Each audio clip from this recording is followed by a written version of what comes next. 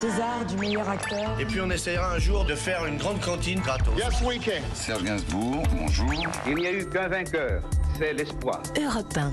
Et à 7h23 sur Europe 1, c'est l'heure du jour où. Le 8 janvier 1996, l'ancien président de la République, François Mitterrand, s'éteint, rongé par la maladie, 8 mois seulement après avoir quitté l'Élysée. Catholique, devenu agnostique, Mitterrand croyait aux forces de l'esprit, comme il le disait. Il avait réglé à l'avance, lors d'Autriche, les moindres détails de l'hommage que la nation allait lui rendre. Oui, à l'annonce de sa mort, des centaines de Français se rassemblent devant le domicile parisien de François Mitterrand et déposent des roses rouges comme celles de l'emblème socialiste. Mais ce jour-là, les poings serrés sont des mains tremblantes et tristes. J'ai de la peine. C'était le symbole de toutes ces années socialistes. Une image éternelle, jamais je pourrais l'oublier. Les premières années du socialisme ont été extraordinaires.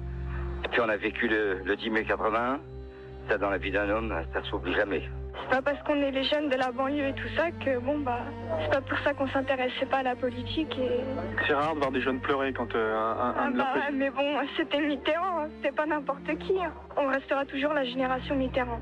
Mitterrand qui a reconstitué la gauche, qui l'a fédérée, qui l'a portée au pouvoir pour la première fois sous la Ve République. François Mitterrand meurt d'un cancer qu'il a longtemps voulu cacher. Le soir même, à 20h à la télévision, le président Chirac, son ancien adversaire, devenu son successeur, prononce un discours élogieux. François Mitterrand fut d'abord profondément respectueux de la personne humaine. Et c'est pourquoi il décida d'abolir la peine de mort.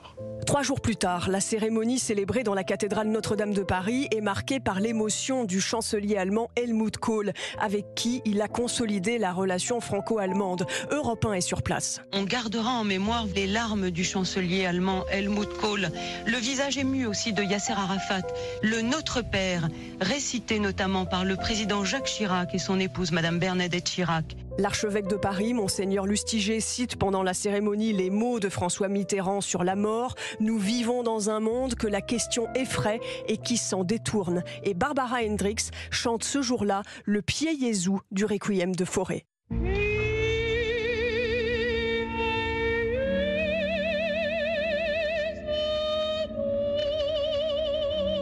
Merci Laure d'Autriche. Réalisation sonore signée Sébastien Guidis. Il est l'heure de jouer avec Europe 1 et le jour où.